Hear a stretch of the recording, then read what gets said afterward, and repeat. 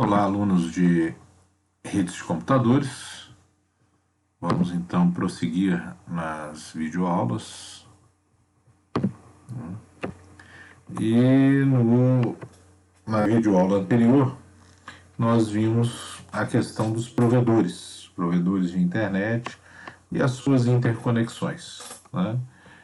E o caminho que o seu pacote faz, desde o usuário inicial até o usuário final, percorrendo toda essa estrutura de roteadores interligados que formam a internet. E agora nós vamos voltar nossa atenção para as perdas e atrasos desses pacotes ao percorrerem todo o caminho na internet, né? Então, o seu pacote, ele inevitavelmente ele sofre atraso, né? Ele leva um tempo para sair do transmissor e chegar ao receptor. E ele também, eventualmente, pode se perder. Esse pacote pode ser perdido nessa transmissão pela internet. Né? Então, a primeira questão que nós temos, né, é a questão do roteador. O símbolo do roteador está aí no desenho, né, esse X. Então, ele é o símbolo do roteador. Né? E, inevitavelmente, o roteador ele tem filas, né? Quando ele recebe uma conexão, ele tem um buffer de entrada e um buffer de saída, né?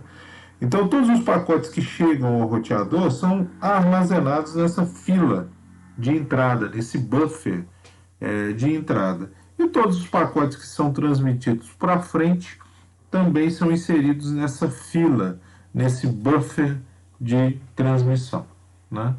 Então, inevitavelmente você trabalha com filas nos roteadores, ok? E é importante salientar aqui que os roteadores na internet funcionam com as filas que nós chamamos de first in, first out. Chamamos de FIFO, né? First in, first out. Ok? E o que isso significa? Significa que o primeiro pacote que entra é o primeiro pacote a sair. Nenhum pacote fura a fila, né? Passa na frente no buffer. Então eles respeitam a ordem. Então esses pacotes eles não furam a fila, ok? Então eles funcionam através do first in, first out. Primeiro a entrar é o primeiro a sair. Nenhum pacote fura a fila no buffer de transmissão ou no buffer de recepção, né? Então é essa a questão. Um roteador recebe um pacote de um certo link, ele coloca esse pacote num buffer de entrada e vai examinar sempre o primeiro pacote da fila. Então, eventualmente, o pacote vai perder um tempo nessa fila até ser processado, ok? Então, essa é a questão desse atraso na fila. Ele vai ficar um tempo na fila ali no roteador até ser processado, até ser roteado, até ser mandado para o próximo enlace. Então é isso aí que a gente enfatizou, essa fila, essa formação da fila que leva a um atraso, né? E a questão do buffer. E a questão da perda é muito simples. Se você tem um buffer, uma capacidade para 1000 pacotes e chegam 1001 pacotes, um pacote será perdido. Ok? Então, é essa a questão, né? O buffer ele tem um tamanho limitado. Se chega um número que excede essa capacidade, o pacote que excede essa capacidade ele é perdido. Então, há sempre uma questão de atraso, porque o pacote entra numa fila e ele perde um tempo ali naquela fila. Isso é um atraso. E há, eventualmente, o atraso sempre acontece. E, eventualmente, acontece uma perda de pacote, porque se o buffer está todo cheio, o pacote que chega, ele é perdido. Ok? Então vamos às 4 fontes desses atrasos dos pacotes. A primeira delas, processamento nos nós. Né?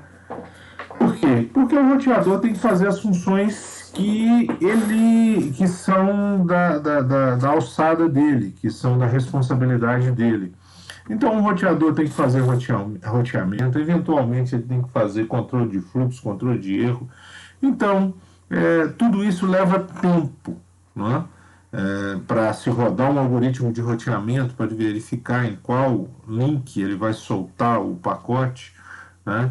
Então, rodar algoritmo de roteamento, eventualmente fazer um algoritmo de controle de fluxo, de controle de erro.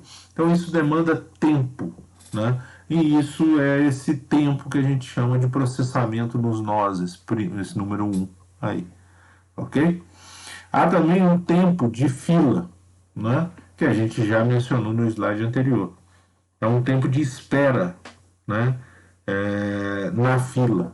E depende, obviamente, do nível de congestionamento. Se a rede está muito congestionada, as filas dos roteadores elas estarão cheias. Se a rede não está congestionada, essas filas dos roteadores não estarão tão cheias e aí esse tempo na fila vai ser menor. Também existe o atraso de transmissão.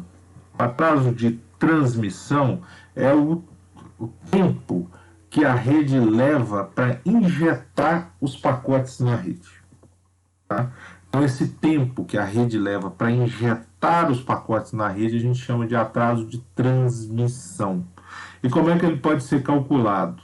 Tempo, né? Se você dividir quantidade total de bits dividido por taxa em BPS, então faça aí você bits dividido por BPS, bits por segundo. O que é BPS, então? Bits dividido por segundo. Então, bits dividido por bits dividido por segundo dá segundo, dá tempo, ok? Então, esse é o atraso de transmissão. É a taxa de transmissão em bits por segundo, relacionada com o tamanho do pacote, em número total de bits. Então, esse tempo de transmissão ele vai ser L sobre R. Então, vai ser a quantidade total de bits sobre a taxa em BPS. Então, você vai ter o tempo em segundos. Né? 0,7 segundos é o tempo que você leva para injetar o seu pacote na rede, por exemplo. Existe também um atraso de propagação. Esse atraso de propagação, aí sim, é o tempo que o pacote leva para sair de A e chegar em B. Né? Então, fisicamente, ele percorre uma distância. Então, é o tempo que esse pacote leva para viajar na rede. Lembrando que os meios de transmissão que as redes usam são meios cabeados, fibra ótica, atmosfera. Então, se você está utilizando a atmosfera, a velocidade com que o pacote vai trafegar na rede é a velocidade da luz, 3 vezes 10 a 8 metros por segundo. Se você está utilizando fibra ótica, essa velocidade também vai ser 3 vezes 10 a 8 metros por segundo, a velocidade da luz. Agora, se você usa um meio cabeado, cabo UTP, cabo coaxial, então a velocidade vai ser em torno de 70% da velocidade da luz, algo em torno de 2 vezes 10 a 8 metros por segundo. Tá certo? Então vai depender muito do seu meio de transmissão. Ok? Então, esse atraso de propagação, né? Distância, velocidade vezes tempo. Então, tempo é distância sobre velocidade. Você calcula facilmente o tempo com que o pacote leva para se deslocar na rede. E aqui vale a pena a gente ter até essa nota aí no final. S e R são medidas muito diferentes. O que a gente está querendo dizer com isso? É o seguinte, de uma forma errada, a maioria das pessoas se referem a uma rede, a capacidade de uma rede, em velocidade da rede. Só que velocidade é a derivada da posição com relação ao tempo. Né? Então, velocidade pressupõe deslocamento, né? E a sua rede não se desloca. Então, na realidade, o que o pessoal chama vulgarmente de velocidade, o nome correto é taxa de transmissão. Taxa de transmissão, ou bits por segundo, né? Então, isso é que é a sua taxa de transmissão. Eu tenho acesso de 50 megabps, 50 vezes 10 a 6 bits por segundo. E sempre lembrando, né, gente? K é 1000, mega é milhão, ok? Então, se você tem um acesso de 50 megabps, você está com um acesso de 50 milhões de bits por segundo. Tranquilo?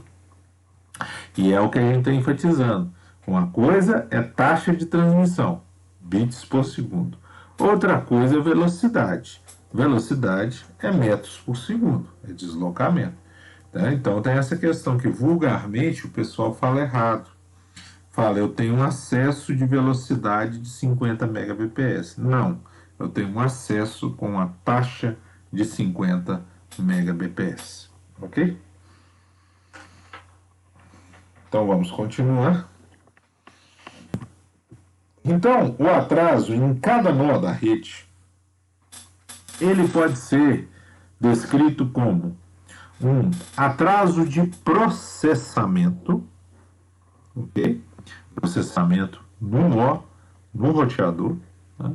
Mais um atraso na fila, o tempo que o pacote leva na fila do roteador, mais um atraso de transmissão, que é o tempo que o pacote leva para ser injetado na rede. Você lembra que a gente calcula esse tempo como L sobre R, né? Quantidade total de bits sobre taxa em bps, mais um tempo de propagação, que é o tempo que o pacote leva para deslocar na rede. Esse tempo é distância sobre velocidade, ok? Então, o atraso total em cada nó é o tempo de processamento mais o atraso na fila, mais o tempo de transmissão, mais o atraso de propagação, tempo de propagação. Então, em cada nó você tem que somar esses 4 tempos. E se lembra que na sua rede, eventualmente, você pode ter que percorrer muitos nós. Então, esses atrasos vão se somando nó a nó, roteador a roteador. E como é que você pode verificar qual é essa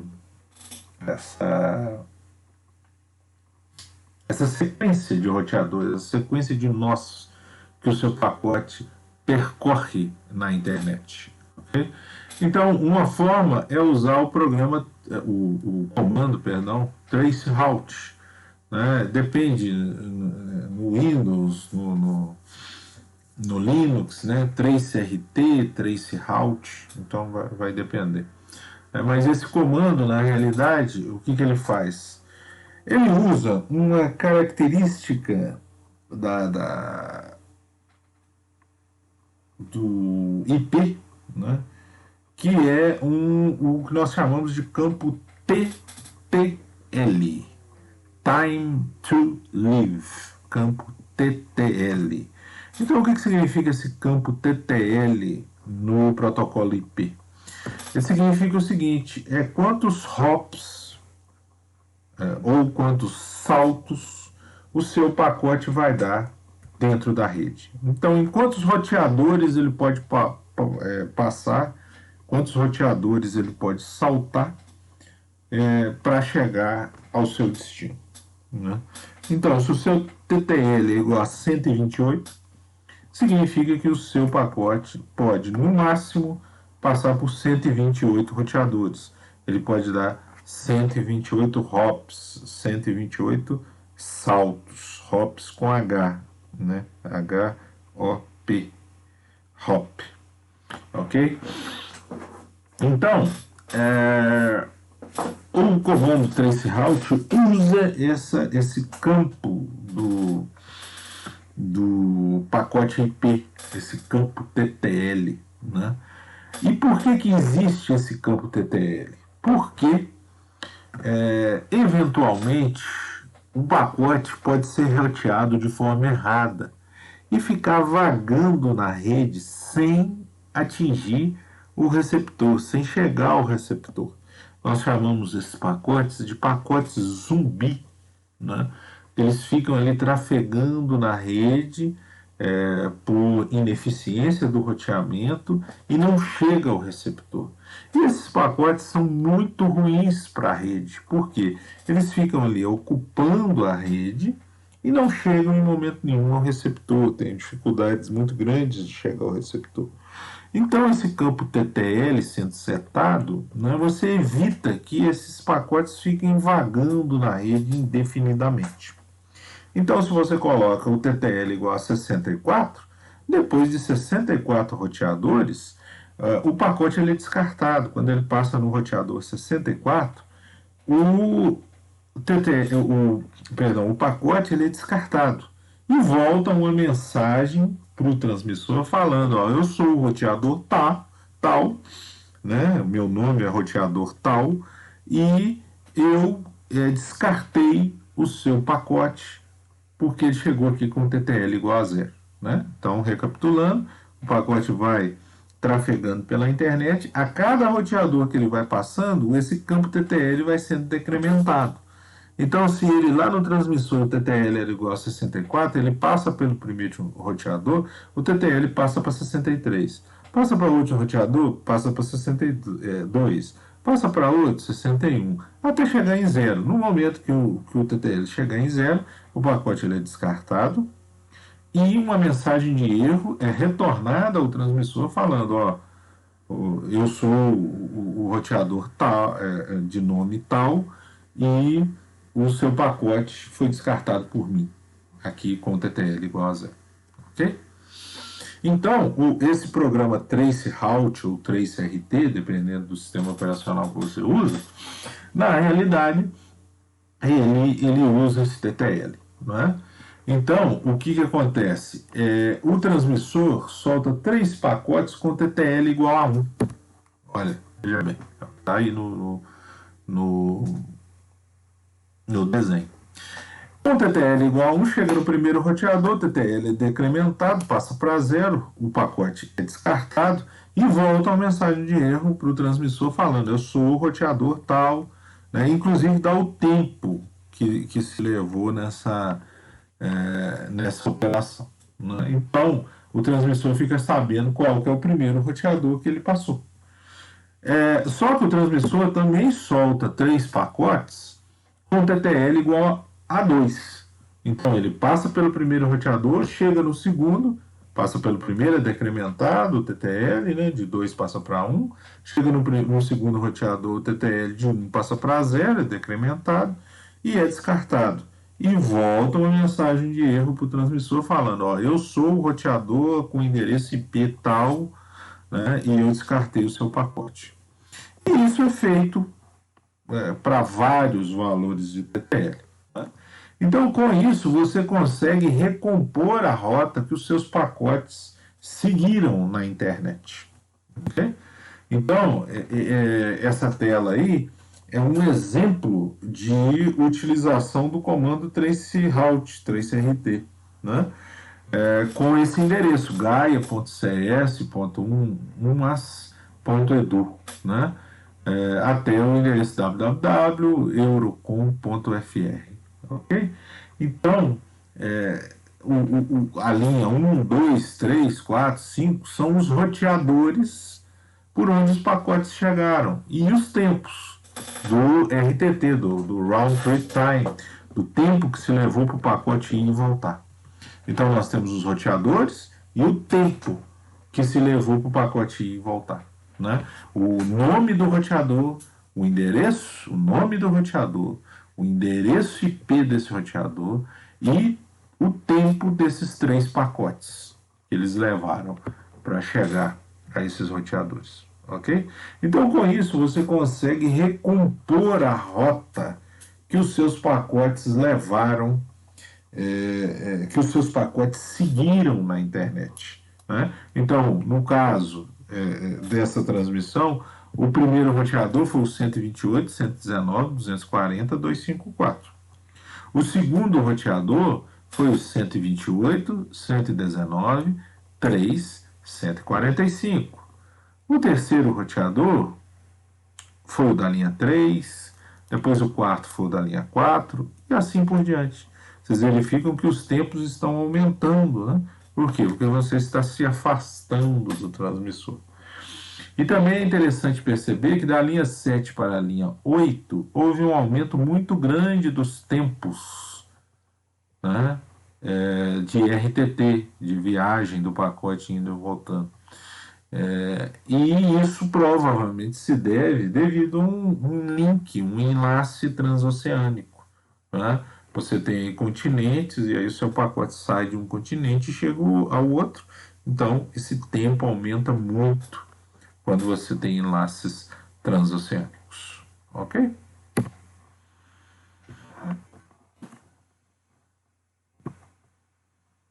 Vamos parar por aqui e logo depois nós iniciamos a partir daqui mais uma videoaula. Ok? Até mais. Tchau.